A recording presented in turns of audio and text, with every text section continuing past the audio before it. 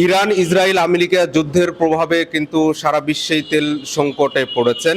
Hormuz প্রণালী বন্ধ করে দেওয়ার কারণে কিন্তু কৃত্রিম তেল সংকটের সৃষ্টি হয়েছে। আমি এখন আছি নওগাঁ শহরের মুক্তির মোড়ে একটি পেট্রোল পাম্পে। এখানে গত 2 দিন থেকে তেল সরবরাহ বন্ধ রয়েছে।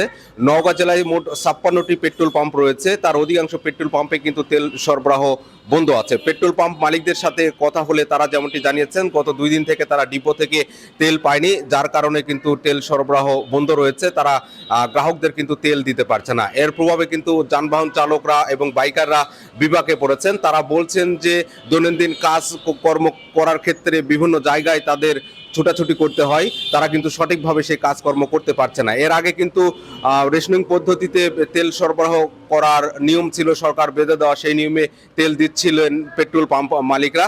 আর গত 2 দিন থেকে কিন্তু তেল না থাকার কারণে কিন্তু তারা তেল দিতে পারছেন না, এমনটি জানিয়েছেন। একাধিক পেট্রোল পাম্প মালিকদের সাথে আমরা কথা বলেছি, তারা জানিয়েছেন যে আগামীকাল অর্থাৎ বুধবার কিন্তু তেল কিছুটা পাবেন, তারপরে কিন্তু তারা রেশনিং পদ্ধতিতে তেল সরবরাহ করতে পারবেন।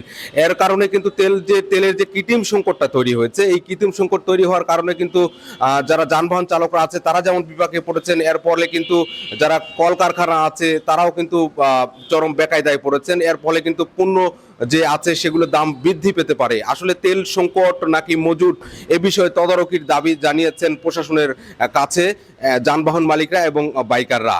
যে আসলে কেন তেল সংকটে পড়েছেন, কেন তেল সংকটটা হচ্ছে, সরকার বলেছেন যে আরো বেশ কিছুদিন আসলে তেল সরবরাহ স্বাভাবিক থাকবে, হঠাৎ করে কেন কৃত্রিম সংকট তৈরি হলো এবং পেট্রোল পাম্পগুলো কেন বন্ধ হয়ে গেল, এমনটি বলেছেন বাইকাররা এবং যানবাহন চালকরা। তারা বলছেন প্রশাসন যেন সঠিক নজরদারি করেন এবং ভ্রাম্যমাণ আদালতের পরিচালনা করেন, যেন তেলের যে সংকট সেটি যেন না দেখা দেয়। তারা যেন রেশনিং পদ্ধতিতে, সরকারের বেঁধে দেওয়া যে রেশনিং পদ্ধতি, সে পদ্ধতিতে তেল দিলেও কিন্তু তারা কিছুটা আসলে চলাচল করতে পারবেন, এমনটি জানিয়েছেন। তো এই ছিল নওগাঁর তেল সংকটের সর্বশেষ পরিস্থিতি।